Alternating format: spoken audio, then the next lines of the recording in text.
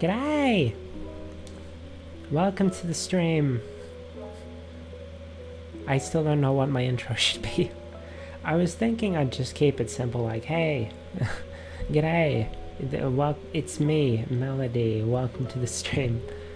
But then the stream started up and I just didn't. I don't know.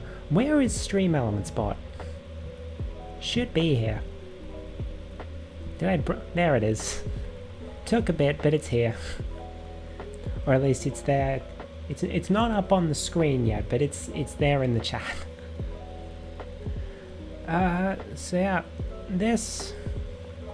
And I know these proofreading streams aren't particularly interesting for y'all, or at least I assume they're not. But I want to get my work done. I'm getting there. I'm getting there with chapter 3. I want to release it this month because next month is like the 1 year anniversary. No, not 1 year. The 2 year anniversary of when I first uploaded the prologue. So I wanna get this done this month, which means I need to get a bit of a move on. Granted, if I keep at my current pace, I will still make it in time, but I'd like to make it with time to spare. So I figured, hey, let's do more streams. I have about 120 pages left from this chapter. Chapter in inverted commas. Every chapter is basically a book in and of itself, because I can't be concise. So at a pace of like 10 pages a night, it's probably going to take me about 2 weeks. But if I can, stream some of it,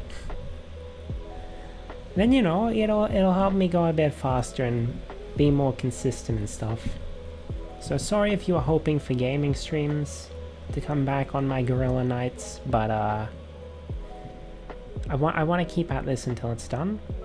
And then when I finish it, I kind of want to do drawing streams for my gorillas, honestly. I don't know, we'll see. We'll see. Oh, actually, I don't have my drawing BGM yet. Unless I just go with my default BGM. I don't know. Anyway, as should be clear from the title, Chapter 3, Day 4 begins. Last night I finished proofreading the 3rd day of the chapter, so the last 120 pages are all Day 4. And so that's what we're going to start proofreading today. I'm hoping to get through at least my usual 10 pages, but that depends on how quickly dinner is ready. Anyway, let's switch over to this scene, right? Yes, there we are. There we are indeed. Now let's hope I don't break my voice trying to do all these different voices for the characters, because it opens up on a scene where basically everyone is present. So I'm gonna need to try and remember how I imagine all the characters sounding. Hold on, I am unmuted, right? Yes, I am indeed unmuted. Good. So even though I have read this part before, I figured like these 2 paragraphs are the actual start of the day, so I'll read these for you. Just for you. And then we'll get on to the day proper. The chime that oh, we'll get on to the new stuff proper, I mean. Wait, is roller coaster 1 word or 2? I'm just now noticing that it's been underlined. Hold on. Oh, I don't... Yeah, I will open it up, actually. Google, is roller coaster 1 word?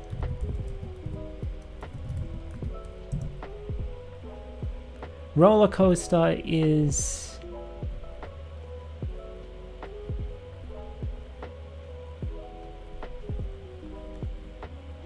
The English The English word roller coaster, 1 word, and the American form is 2 words.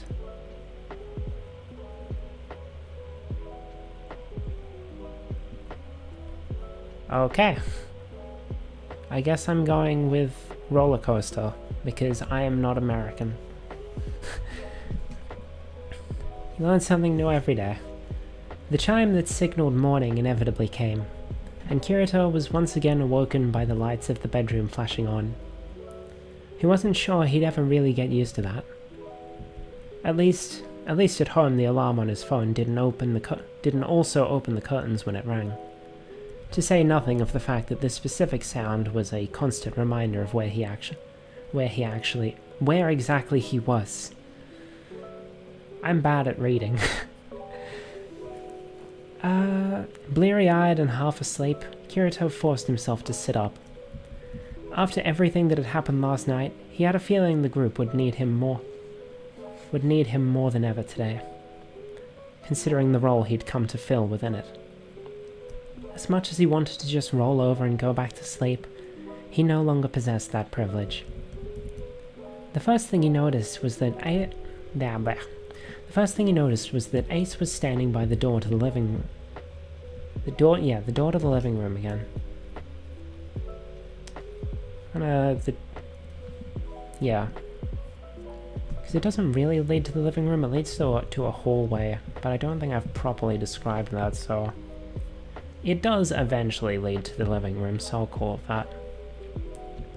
Something Kirito could only ever recall him doing when someone was missing. A quick glance around down a silent head count revealed that there were indeed six beds empty, including Ace's, which was one more than expected. Normally that would have been cause... Good thing I did reread these. Normally that would have been cause for Kirito to panic. However, there was one key point where today's situation and the events that led to them finding Alex's body differed. My nose has been weird. Sinus problems. Ace had said absolutely nothing since the lights had come on. It was as if he wasn't worried at all that someone was missing.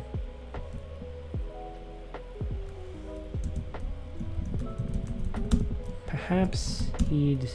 Because I think I wrote this without realizing that I already did this in a previous day in the same chapter. Perhaps he'd...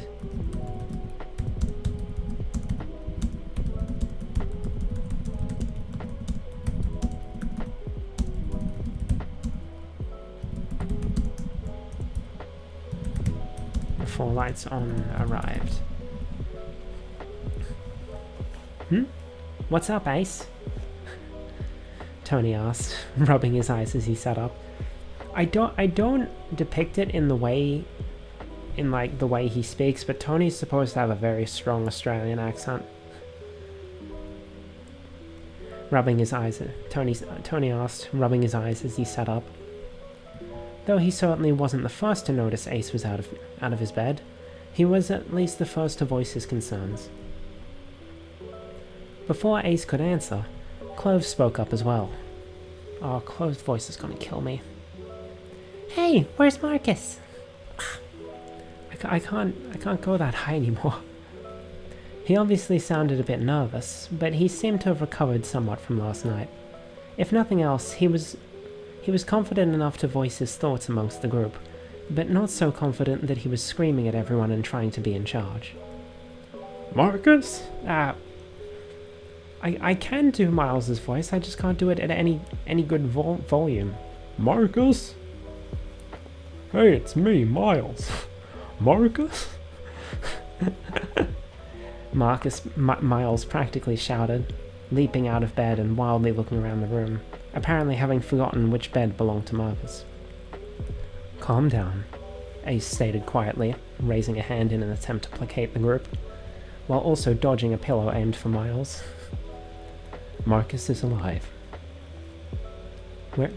Where is he then? Kirito asked. He should have known Ace would know where Marcus was on. If he hadn't, he probably would have said something the moment the lights came on.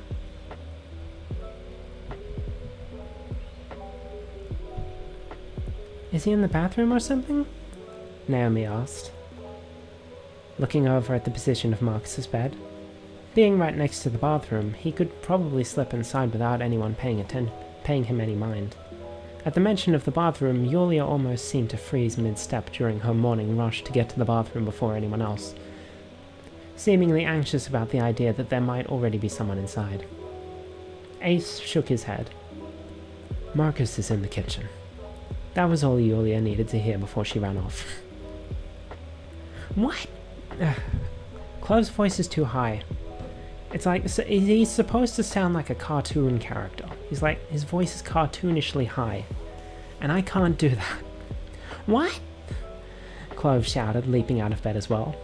Kirito had a feeling that would have earned him a pillow to the face, if not for the fact that each bed only had one.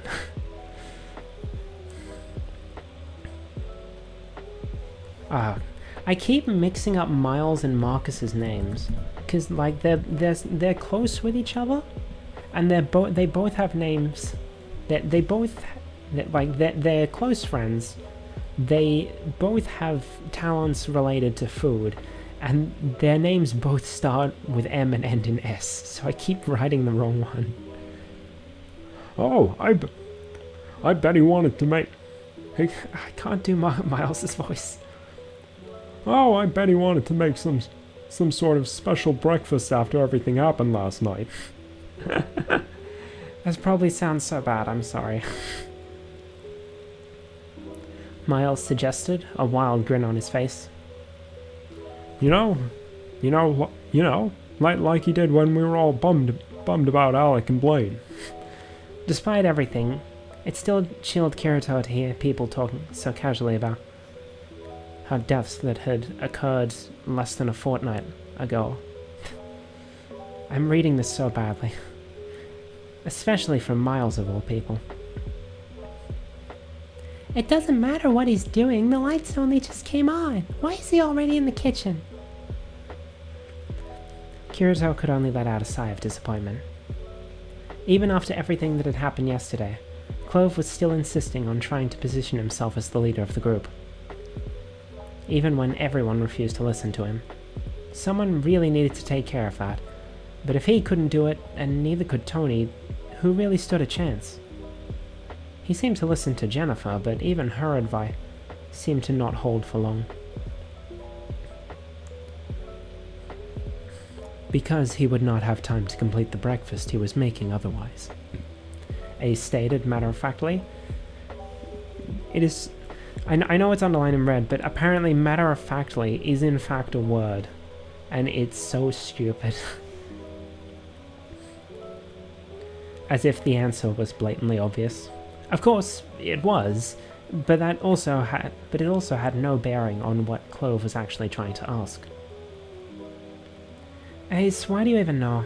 Ace, why do you even know all of this? Jennifer asked, still half asleep as she sat up in bed. Apologies if Jennifer's voice is too close to mine.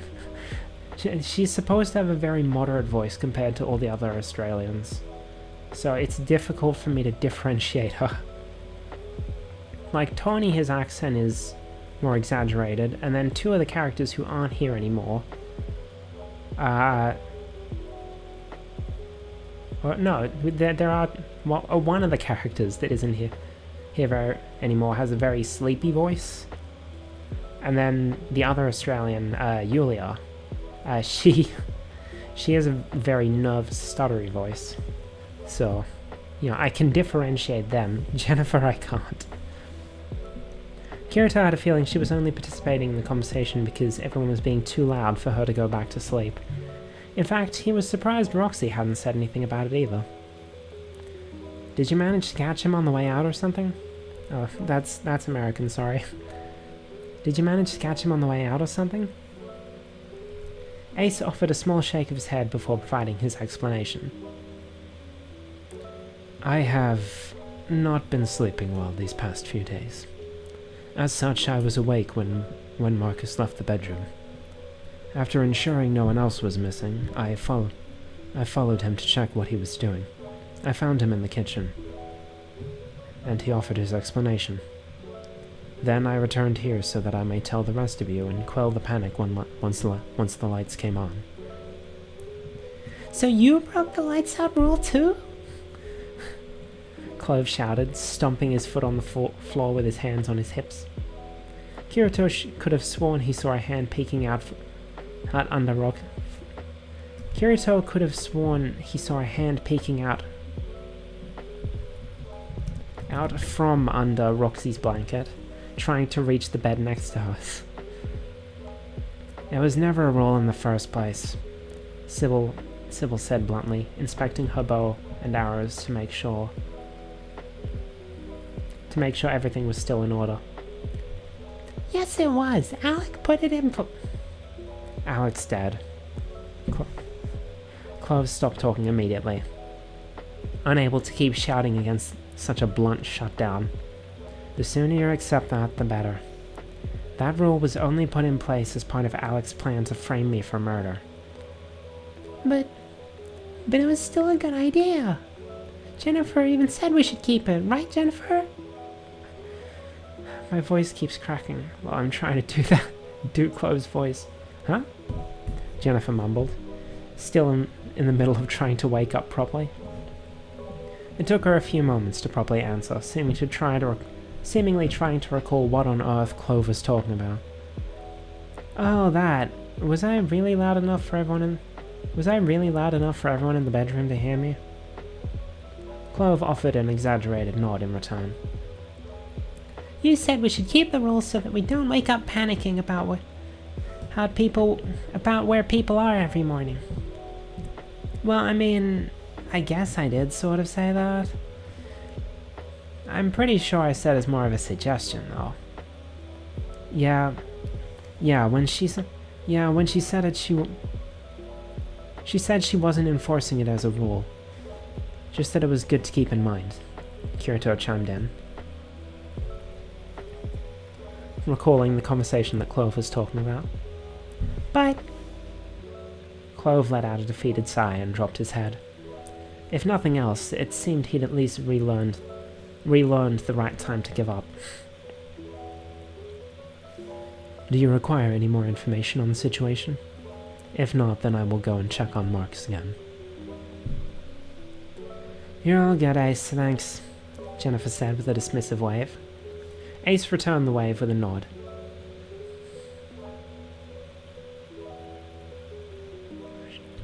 Responded, because returned the wave sounds like he's waving back, but he's actually just nodding.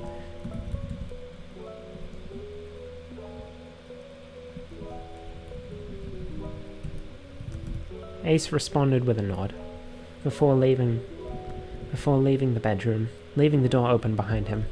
Miles was quick to follow, having gotten ready while everyone was busy arguing over leaving the bedroom before lights on. God, can you idiots go a single morning without drama? Oh, that was supposed to be mumbled. Oh well. Roxy mumbled from beneath her blanket. I'll let you know when it happens, Jennifer said, reluctantly pulling herself out of bed. Kirito resisted the urge to chuckle. While the quip was amusing, the truth behind it wasn't. Apparently, having seen the futility of trying to get back to sleep as well, Roxy threw her blanket off, hitting Clove in the process on his way out of the bedroom.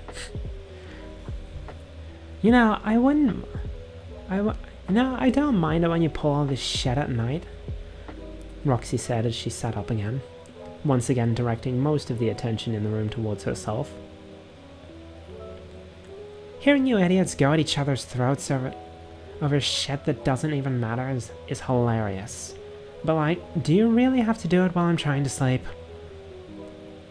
Oh god, there's too many accents. Noel is supposed to have like a southern drawl. You can sleep with the lights on? I can't keep up with all these voices, I'm sorry. Noel asked, taking the entirely wrong thing away from what Roxy had said. Kirito noticed that Noel already seemed to be ready for the day, sitting on the edge of his bed, and deciding that this wasn't really a Oh. And deciding that this wasn't really... Yeah. Split that up into another sentence. He decided that this wasn't really a conversation he wanted to take part in, and so he busied himself with getting ready as well.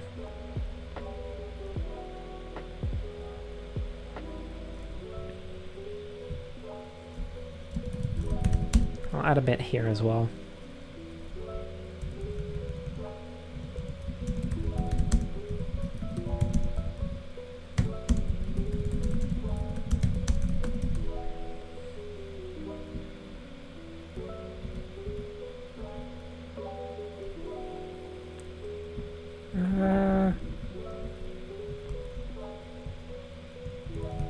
Not making a move to leave yet. There. That sounds a bit better. I think. Roxy shrugged. I can try, but you idiots have never given me the chance. With the way things keep going, you'd think the army... With the way things keep going, you'd think the army guy was the one running this place instead of a stuffed animal. Your aunt? How do Americans say aunt? You guys say aunt, right? Your aunt won't have anything to say about that? Sybil asked with a small smirk gracing... How did I get it that wrong? Gracing her face. For a moment, the meaning of that statement was lost on Kirito. With everything that had been happening lately, he'd almost forgotten that Roxy used to bring up her aunt whenever she spoke about keeping up her lifestyle from outside of the facility. If looks could kill, Sybil would be dead 2 times over by now.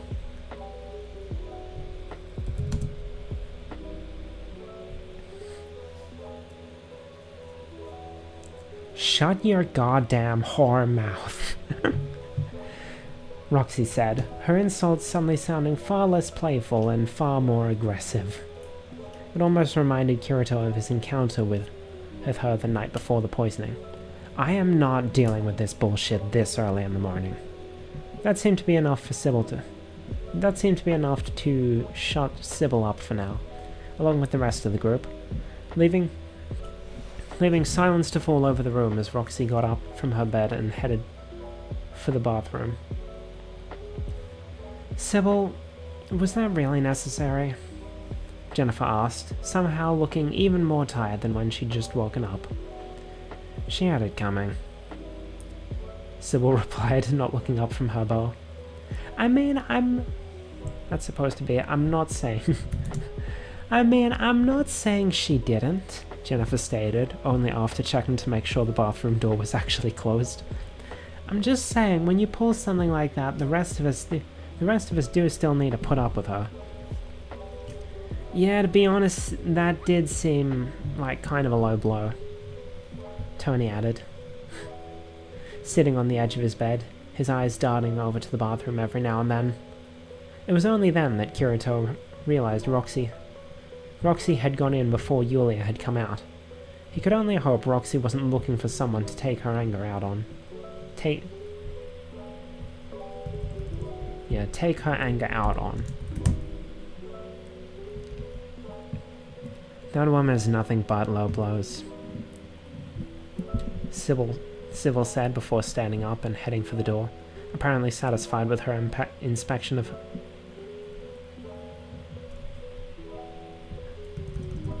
With her inspection of her bowl. Again, fair, Jennifer said before...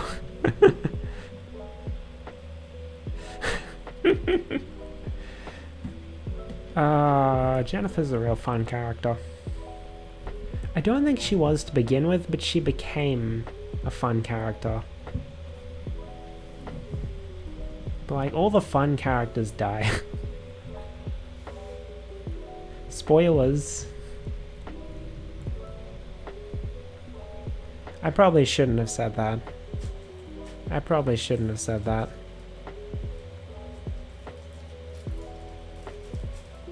Well, I guess you know one character that isn't surviving. I was saying that because, like, the last character who was, like, my favorite character to write, they died in the previous chapter. My favorite character died in chapter 2. So I was just making a comment about how Jennifer had become very fun to write. And I ended up spoiling my own frickin' novel. Oops. Oh well, if you cared about spoilers, you wouldn't have been watching me proofread the 4th day of a chapter that isn't out yet. Where are we at? Again, fair, Jennifer said before finally dropping the topic. By that point, Kirito was ready as well. He didn't exactly get up to much in the facility unless there was something big happening, like an big happening. Yeah, there should be a comma there. Like an investigation, so he didn't really feel the need to change clothes unless he showered. And while he had chastised Naomi for it earlier on, dental hygiene had dropped to one of the lowest spots on his list of priorities. All that was left was his jacket, shoes, and the card he kept chained to his pants.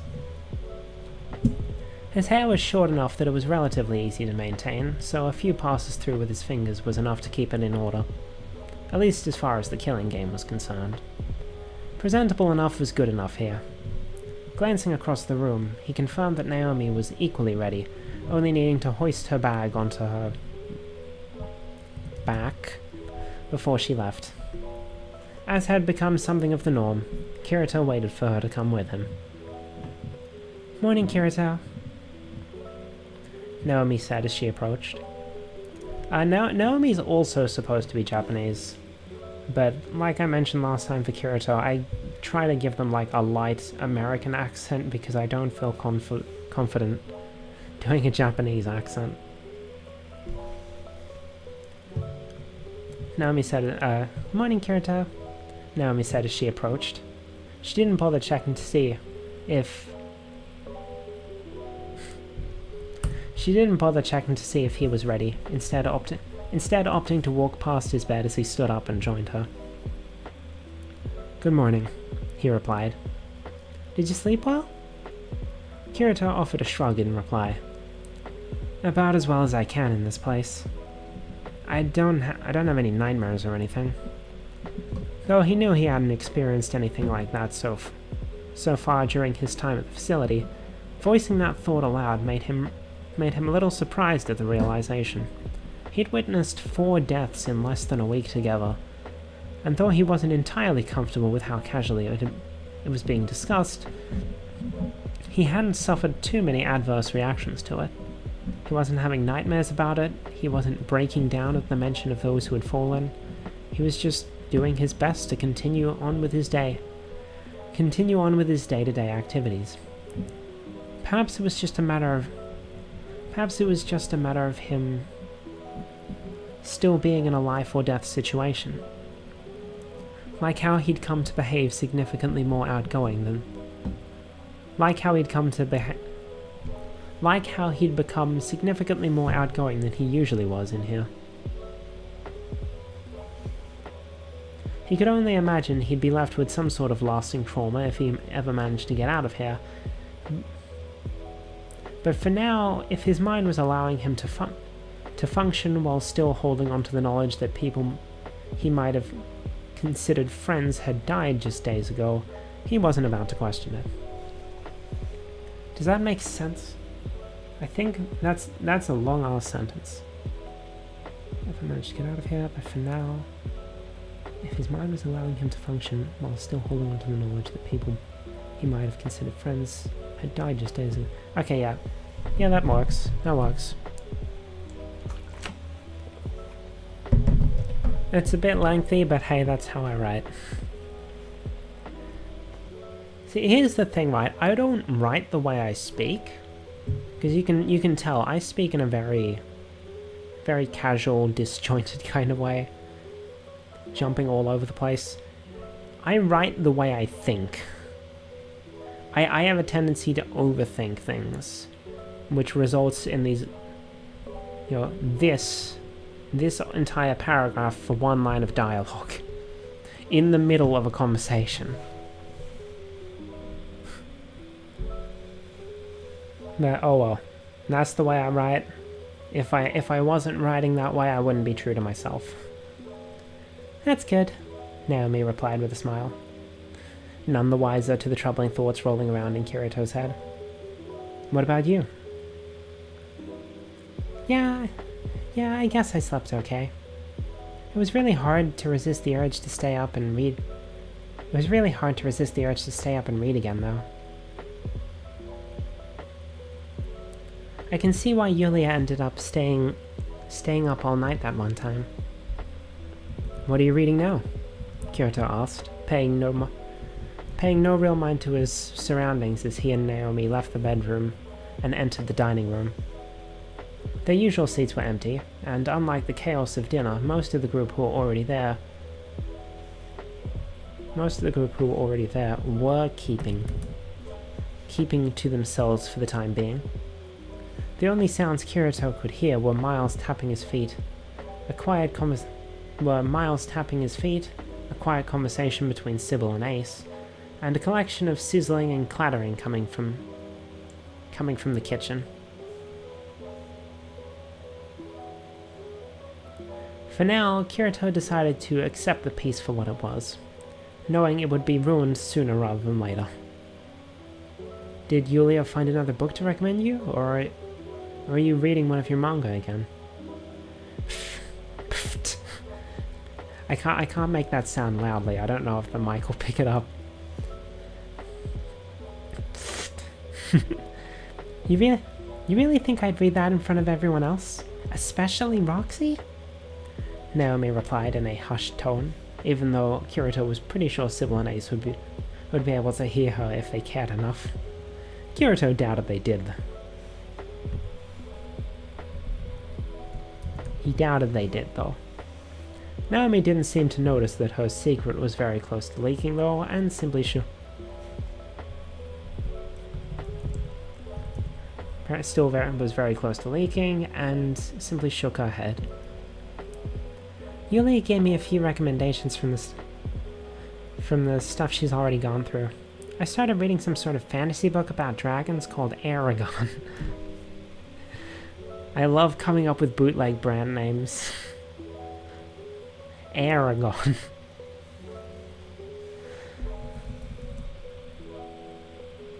Oh, okay. Is it any good?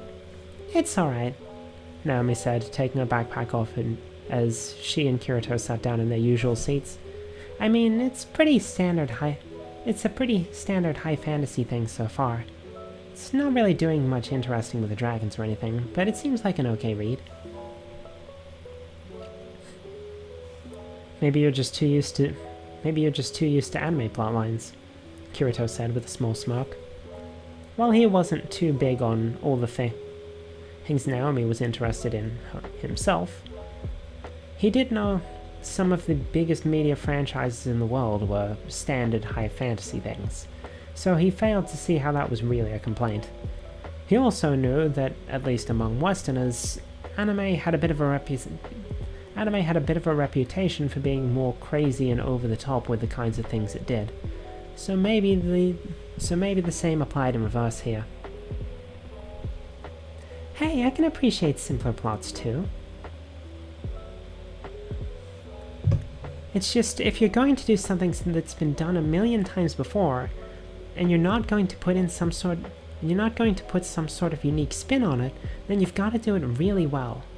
Like, for example, Dragon Hunter Chronicles basically tells the exact same story, with some no-name kid somehow stumbling upon a baby dragon and bonding with it. But it does so much more interesting stuff with it. Dragon Hunter Chronicles it was supposed to be a bootleg Monster Hunter Stories. Or whatever that spin-off of Monster Hunter's called. I'll take your word for it, Kirito quickly replied, not exactly eager to jump into an argument between two media franchises he hadn't read himself. Oh, Frank, what do I do with Marcus's voice? Morning, you two. Kirito suddenly heard from the kitchen. Looking over Looking over, the two saw Marcus giving them a small nod and away from the kitchen, looking significantly better than he did yesterday. He wasn't fully back to his old self, of course, but no one really was after having had to experience 2 murders and 2 executions. He seemed to have some amount of optimism back in his eyes, though Kirito couldn't help but cynically think that might just be because he was getting to cook again. Still, as long as it stopped him from doing something reckless like breaking the rules of the game, he was all for it. "Good morning, Marcus," Naomi replied, returning Marcus's wave. Morning," Kirito added, returning the nod instead. "Breakfast should be ready." Marcus's voice trailed off as he turned to look back at something inside the kitchen. "Soonish.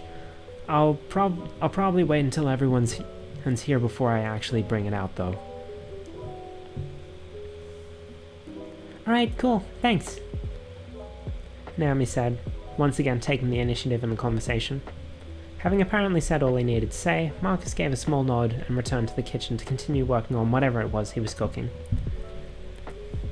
"Well, he seemed a lot better," Kirito said, trying to keep his voice down a little so Marcus wouldn't overhear them.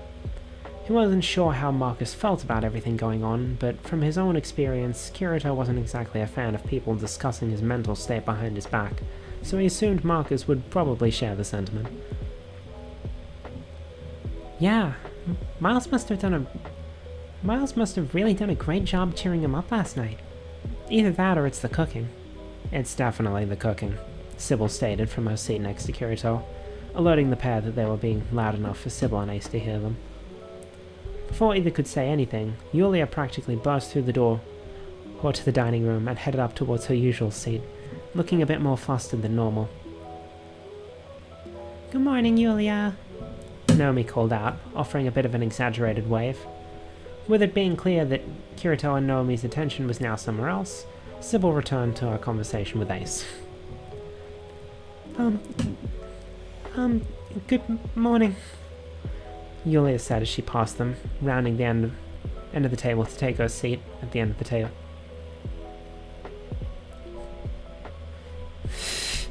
I seriously used end of the table twice in quick succession and I didn't realize it. Take her usual seat. Her mind was clearly elsewhere. "Is everything okay?" Kirito asked, already having a feeling he knew what was wrong. I ran into Roxy in the bathroom," Yulia mumbled, keeping her gaze on her lap. She wasn't very nice." "Yeah, that's kinda to be expected with Roxy," Naomi said with a sympathetic sigh.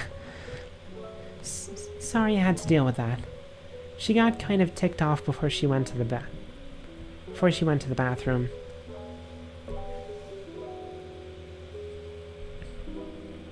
She not so..."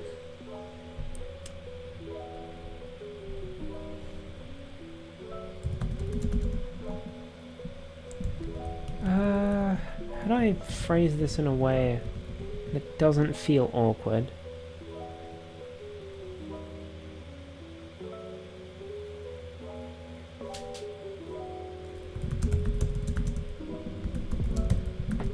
A less than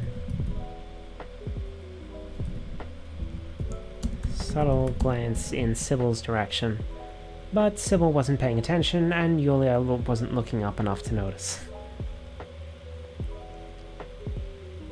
It didn't go any further than just insults, did it? Images were flashing in Kirito's mind of her assault on Noel after he touched her yesterday. While he doubted Roxy would ever feel the need to go that far, for someone as easily intimidated as Yulia, he did know that she liked to throw her weight around where she could, just to assert her dominance when it came into question. He had been witness to her banging on the shower partitions after all. No, Yulia replied with a small shake of her head, still not looking up. She just, Her voice trailed off. And rather than continuing, she opted to lower her glasses and wipe her eyes on the sleeve. A quick glance as she lowered her arms didn't appear to reveal any tear stains. Is tear stains one word? It is not. Any tear stains. Though Kirito had a feeling he knew why she'd done that. Sorry, can we talk about something else? Sure, Kirito said with a nod and a sympathetic smile. Speaking about it at the dining table in front of everyone else probably wasn't the best idea in any case. So, any plans for today? I've still got books to go through in the library. I'll just keep working on that.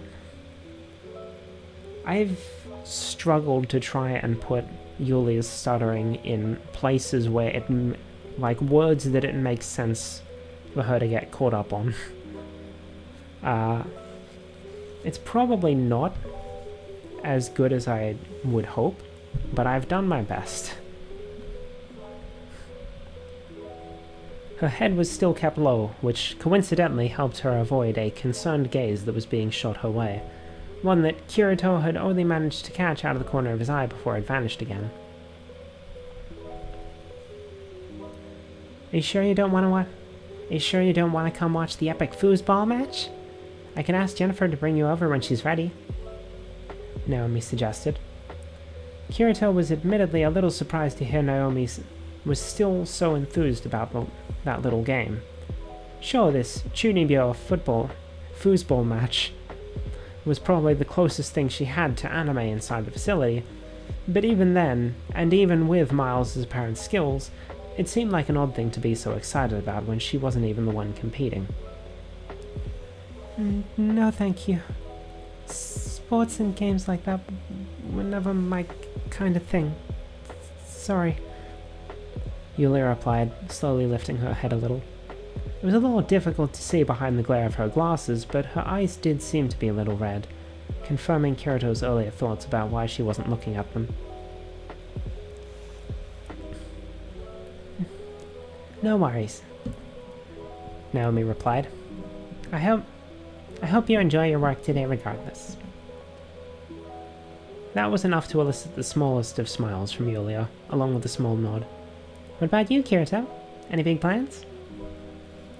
Kirito had a feeling she was only asking in hopes that she could get someone to join her in the audience of the foosball match, but he decided to answer honestly. Not at the moment. I think most of the important things are already covered by other people. I'll just sort of be open if anyone needs my help with something. Do a lot of people ask you for things? Yulia asked, her head slowly lifting more as she started to feel more at ease again. I should just be scrolling instead of trying to move the thing down. Kirito thought the question was a bit odd at first, considering most of the group seemed to know. I need a better chair. I need something better to sit on. Kirito thought the question was a bit odd at first, considering most of the group seemed to know him as the person you turn to when you needed a little help with something. But he supposed that Yulia did tend to keep to herself, especially since the library had opened up. It made sense she wouldn't be as intimately aware of the greater group dynamic that had formed over the past week or so.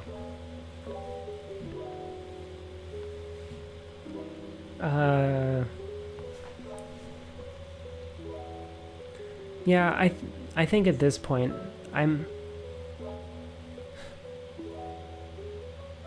I'm helping someone with something, or I've been asked to come along with them somewhere at least once a day. And that doesn't bother you? Not really, Kirito said after a moment of reflection. At this point, the person he was on the outside and the person he was here in the facility were almost like night and day. He could only imagine what his mother would say if she could see him right now. I mean, on the outside, I didn't really like talking all that much. I tended to avoid large crowds, and I mostly kept to myself. But in here, we've all kind of got to do what we can to help out if we want to survive. And there's not really much I can do besides talk. Apparently I'm better at it than I thought, though, so I guess that worked out in the end.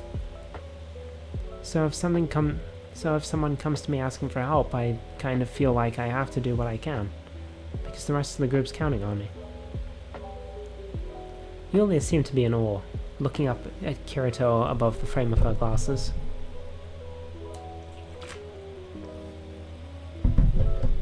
Fun fact, while I was writing chapter 2, I think, I completely forgot that Yulia was supposed to have glasses. I was just like, I was checking back on something for... I don't remember why, but I was checking back on the prologue and I'm like, oh, she's supposed to wear glasses, okay. Oops.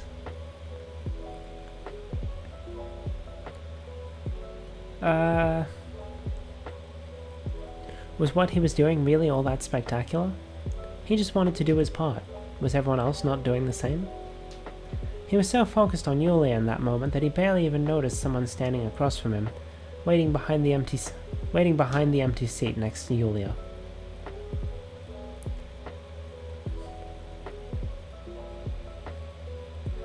Alright, what's Jennifer's voice again?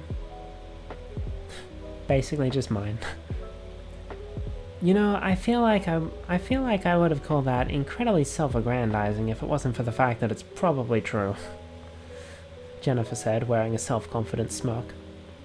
Ah, Jennifer. Kirito replied, a little startled. How long have you been there? Since you mentioned you're better at talking than you thought.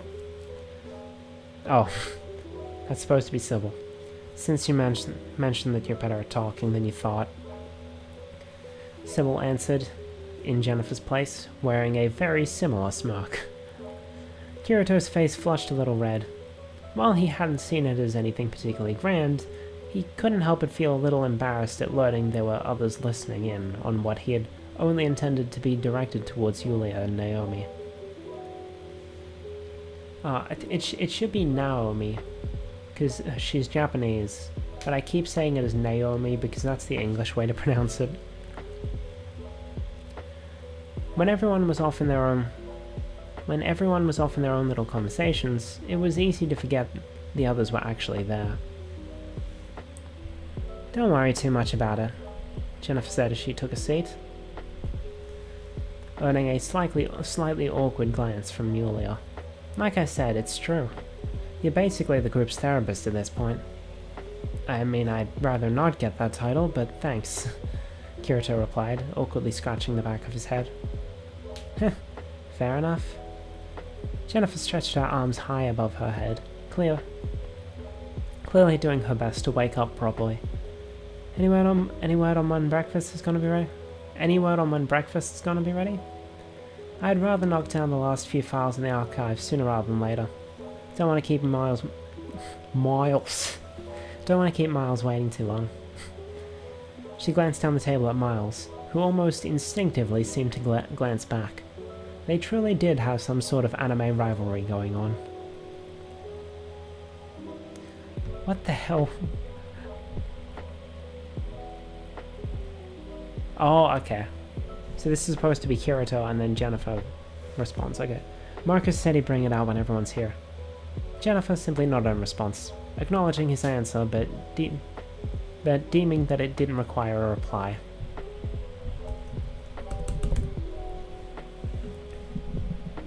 So, speaking of Miles, do you really think you're ready for the big match today? Naomi asked, once again showing that she somehow seemed to be more excited than either of the participants. I mean, he's basically been practicing ever since the game room opened up, and I don't think you've even been inside yet. It'll be fine, Jennifer said nonchalantly, leaning back in her chair a little. It's like riding a bike, you never really forget how to play. Sure, I'll probably be a little rusty, but it's not like we're playing first point wins or anything. I'll have time enough to warm up. Honestly, I think the fact that Miles is... Just write it out in full. Hey, that's the table. Honestly, I think the fact that Miles has been practicing as much as he has says more about him than it does about me. You mean the fact that he's taking it seriously? Kirito asked, raising an eyebrow. He'd initially assumed that both Miles and Jennifer were taking this far more seriously than they should have. But now it seemed like Jennifer was just having a bit of fun with playing her villainous character, and didn't actually care all that much about the match. Of course, she probably did have the skills necessary to challenge Miles, considering where her Chunibyo persona had apparently originated from. But he had a feeling she wouldn't care too much if she lost. I mean the fact that he thinks he needs to practice that much against someone who isn't having any. Jennifer quickly glanced over at Miles, perhaps to see if he was listening. But Miles seemed to have started a conversation with Tony instead, leaving Jennifer free to talk as badly about him as she wanted. If I was going up against someone in some sort of competition, be it foosball, public speaking, whatever, and I saw my opponent was doing absolutely no preparation whatsoever, I'd probably assume I had it in the bag. I'd do a bit of training, of course, but I certainly wouldn't feel the need to train day in, day out like Miles has apparently been doing. Really? I'd probably assume the opposite. If someone wasn't preparing at all, they're probably so confident in their skills that they think they don't need to practice, which means they're really good at whatever they're doing. You did introduce yourself as the foosball queen, Yulia added, backing up Naomi's point. Frank Jennifer's voice.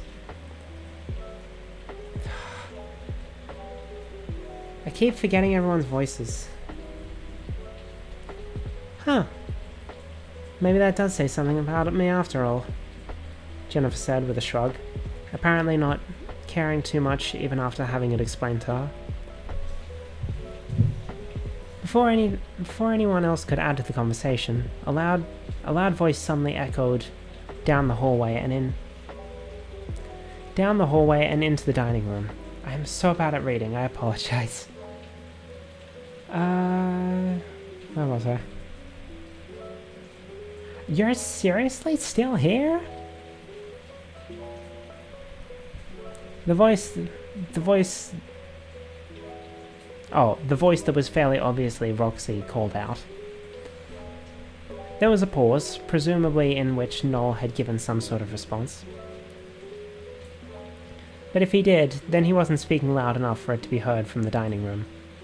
Roxy's response wasn't as loud as her first shout, but it grew slowly louder as she left the bedroom. Look, I know you're some sort of creep that gets off to following me everywhere, but that doesn't mean you have to keep your fucking eyes on me 24/7. Honestly, the way you keep waiting around for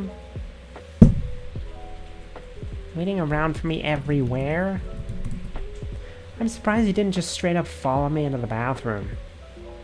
As should have been expected, all eyes were on her by the time she and Noel arrived at the doorway to the dining room. The fuck are you all looking at? No one had a chance to answer before Marcus called out from the kitchen. Sit down, breakfast's ready.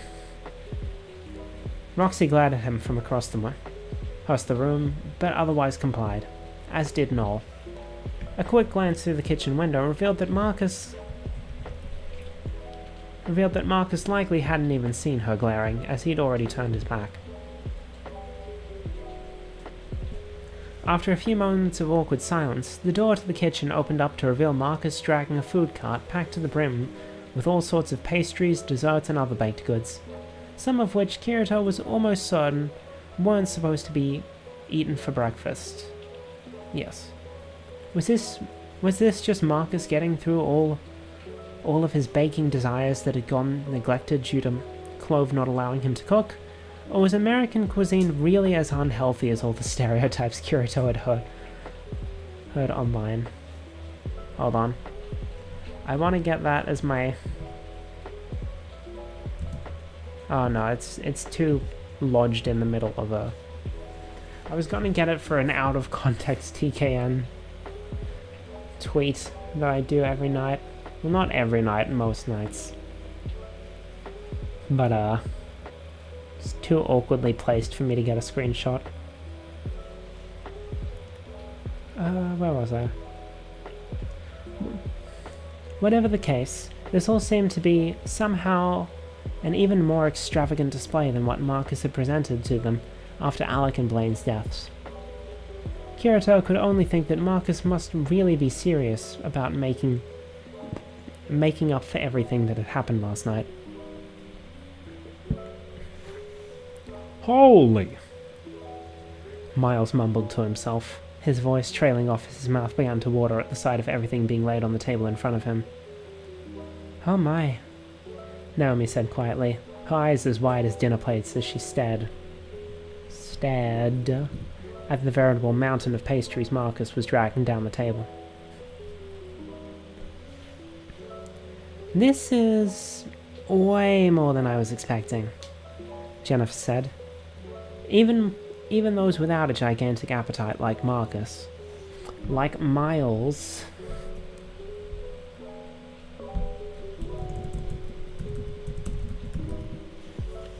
or a sweet tooth like Naomi, seemed to be marveling at Marcus's creations. In fact, this included one particular person who had done nothing but complain about how just about every dish she'd received in the facility. What's the matter? Marcus asked as he got to the end of the table. Not going to complain about how much sugar there is in everything? I can probably have a cheat day or two, Roxy mumbled as she stared at the last few plates Marcus was placing on the table.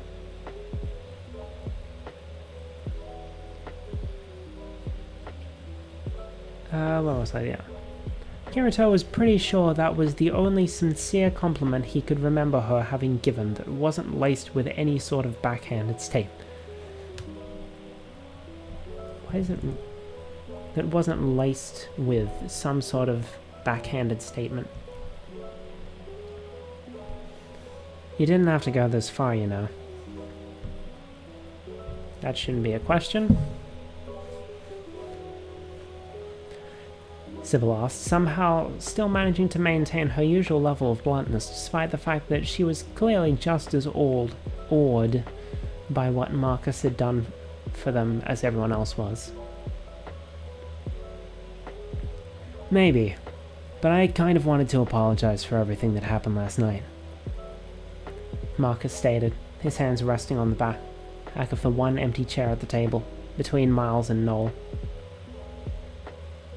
I do personally still think I was justified in getting frustrated with everything, but it was wrong for me to start lashing out at everyone like I did. And, well, if last night didn't make it obvious, I'm not exactly much of a people person. I'm not that great with my words like some of you are.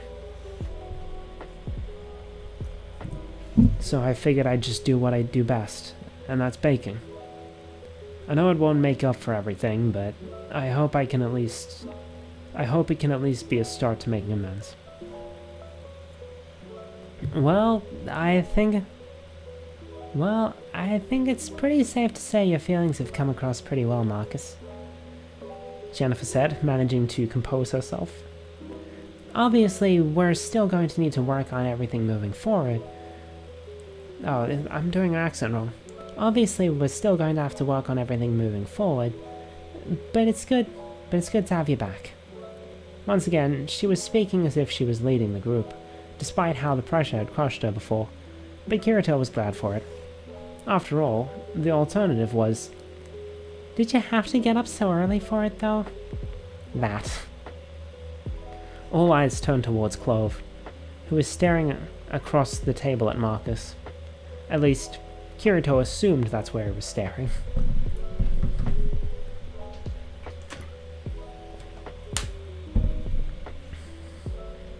He seemed completely unfazed by the fact that no one seemed to be looking at him in a favourable manner.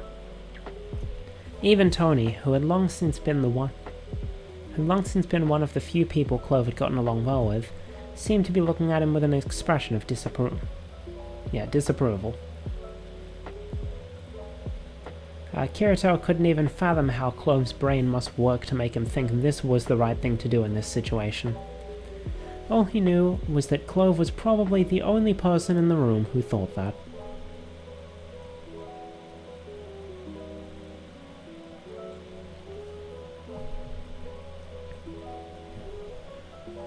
Huh? Marcus said quietly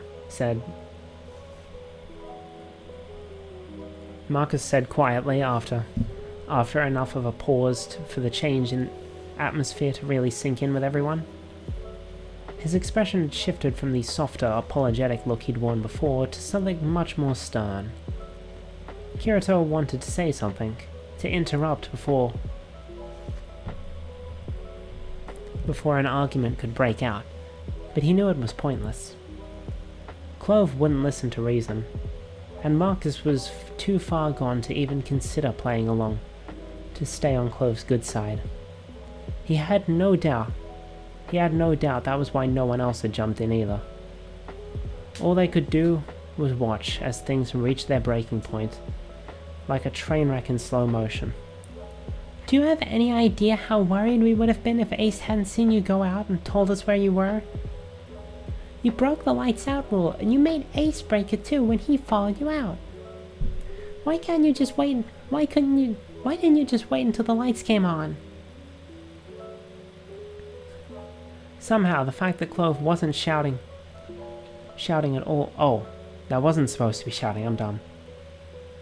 Somehow, the fact that Clove wasn't shouting at all almost seemed to make the situation even more tense than it would have been if he were shouting. Get rid of the shouting. It's tense if he were. Perhaps it was the events of last night weighing down upon the current situation, or perhaps it was the fact that they knew Clove was probably holding back. Either way, this didn't bode well. Kirito was fully expecting Marcus to blow up again.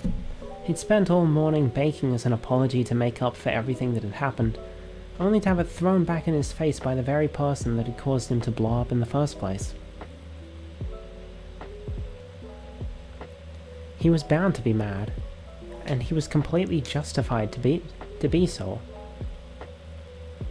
To Kirito's surprise though, and just about everyone else's too, Marcus did not shout, or raise his voice, or display any real signs of anger. Oh, it's a frickin' bot. I thought there was someone here. I saw the viewer counter went up to 2 for a while, but then whoever it was left. But like, is someone actually watching this frickin' proofreading stream? No, it's a bot. I'm talking about the chat, by the way. I don't know if it's come up on screen yet.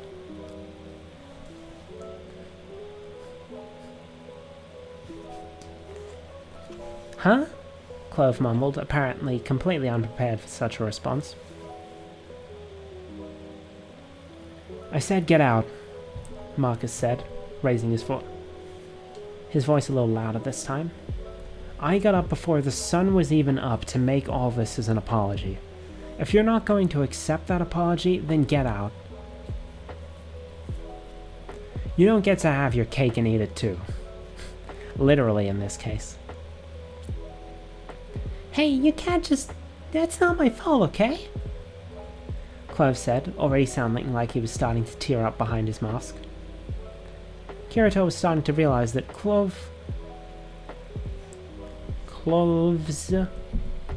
Clove's much calmer tone this morning must have been some sort of attempt to still enforce the rules while not being super strict and shouty. He assumed that everyone hated his delivery, and not the actual words he was delivering. No wonder he wasn't prepared for Marcus's response. It was almost enough to make Kirito feel bad for him, though he was more just surprised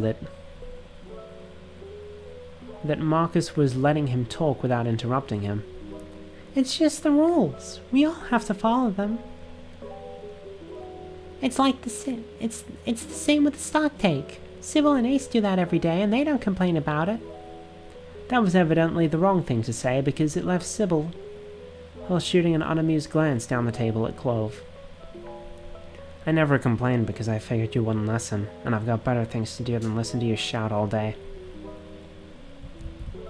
Huh? Clove mumbled, completely caught off guard again. Though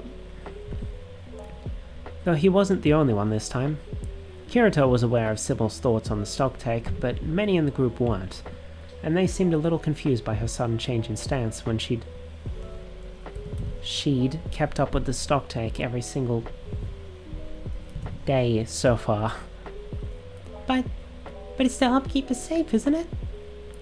To be perfectly honest, it's pointless. Even if we assume someone did take something from the armory, we wouldn't find out until it was too late, because we only check in the morning. By the time we find something missing, someone would already be dead. Not to mention, neither of the last two murders even used anything from the armory in the first place. And that's 10 pages. I'm going to end things here, because while dinner isn't ready, it's probably going to be ready soon, and also, doing all of these voices is not good for my throat. So, I want to... I'll just do my outro here. Thank you for watching if you sat through the whole thing. I don't know for certain when my next stream's going to be. I might do one tomorrow. It's just like another guerrilla proofreading stream to try and get through things quicker. I might do like a test stream on Friday, just like testing out stuff on Twitch. But if I don't do either of those things, then my next scheduled stream is at 10 AM Australian Eastern Daylight Time on Saturday, where I will be playing Peggle over on Twitch, assuming things don't break. So I guess that's all for... You can see it there. There's my Twitch. I guess that's all for today. For anyone who's actually still watching, I doubt there's many of you, but thank you for listening to all of this. Hopefully getting spoiled about parts of TKN isn't, bothering you too much with regards to wanting to read it. Hopefully this has piqued your interest instead of, dissuading you. Anyway, otsukame, bye bye, thank you for watching.